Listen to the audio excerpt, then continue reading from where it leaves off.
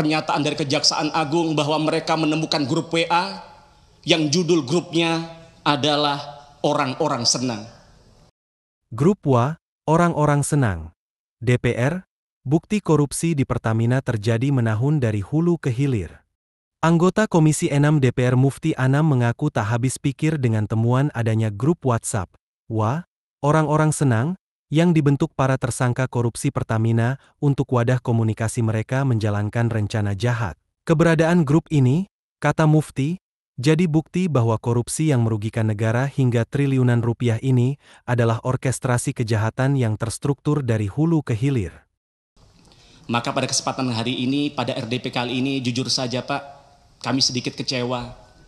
Kami tunggu-tunggu dari tadi paparan soal terupdate Pertamax oplosan, tapi tidak ada sebait kata pun yang menjelaskan soal itu di kesempatan pagi hari ini.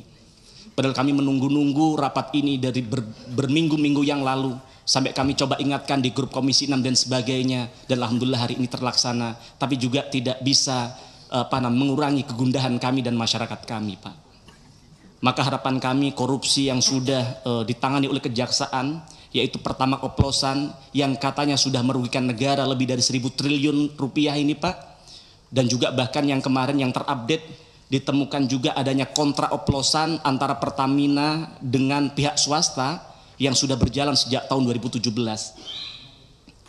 Maka saya berharap ada penjelasan sejelas-jelasnya Pak nanti di akhir sesi ini Pak, karena jika benar maka ini adalah orkestrasi kejahatan totalitas yang masif dan terstruktur Pak, dari hulu ke hilir yang sudah terjadi bertahun-tahun. Ini di mata kami bukan hanya sekedar korupsi yang merugikan negara Pak, tapi ini adalah korupsi yang merugikan, menyakiti dan mengkhianati rakyat kita Pak. Bahkan tadi malam Pak Simon, ketika kami mau tidur Pak, kami mendengar satu berita yang di-share oleh kawan kami di grup Komisi 6 Pak. Menangis hati kami Pak. Sama tahu di grup itu apa Pak? Pernyataan dari Kejaksaan Agung bahwa mereka menemukan grup WA yang judul grupnya adalah orang-orang senang. Na'udzubillah min syarri dzalik Pak. Jadi ternyata mereka melakukan selama ini dengan kesadaran Pak, dengan menari-nari di atas penderitaan rakyat, merampok bukan hanya dari negara tapi juga dari rakyat kami Pak. Kemudian Pak Dirut, baru-baru ini Menteri SDM mengatakan akan membangun kilang minyak yang dibiayai oleh Danantara dengan biaya mencapai 500 triliun rupiah. Lah jadi selama ini Pertamina tidak punya kilang baru Pak.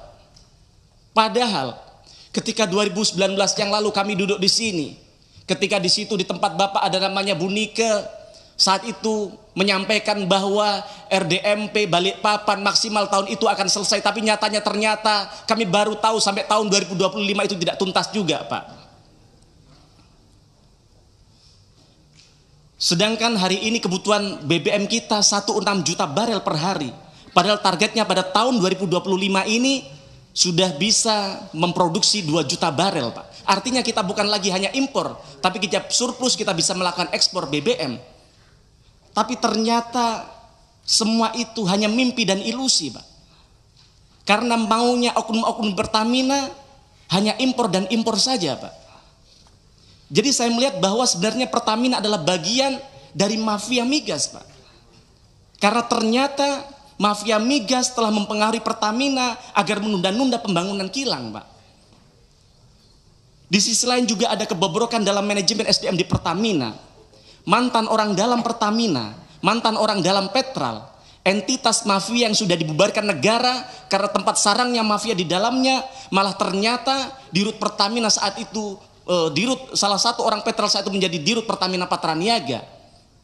Maka tidak heran, maka kemudian namanya Rifa bekerja sama dengan geng mafia melakukan perampokan yang begitu besar terhadap duit negara kalau itu betul terjadi begitu Pak. Kemudian yang kedua Pak, heboh Pertamax oplosan saya rasa tidak cukup dengan hanya meminta maaf lalu seolah-olah dosa-dosa Pertamina selesai, tidak. Lalu bagaimana dengan kerugian konsumen? Apa ada inisiatif dari Pertamina untuk memberikan mengganti kerugian mereka Pak? Ingat Pak, mereka beli BBM bukan untuk diminum Pak, tapi untuk bekerja sehari-hari dari kantor ke rumahnya.